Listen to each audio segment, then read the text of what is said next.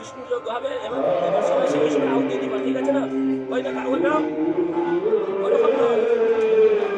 একটা জায়গার মধ্যে রাখো, এরকম এই সামনে এই যে এরকম ভাবে আমি যখন মন্ত্র বলবো ওম বিষ্ণু পরম পদ সদা পশ্যন্তি সুরায় দেবী বচক্ষুরাম সুরায় আর মন্ত্র করতে হবে বলে এই যে এইবার ধরে ওইখানে আমরা তাহলে কত ঘন্টা রাখবো সবে এখানে দিবাই না, কেউ এখানে দিবাই না, সবে একটা ওয়ান টাইম তালের মাঝে দিবাই।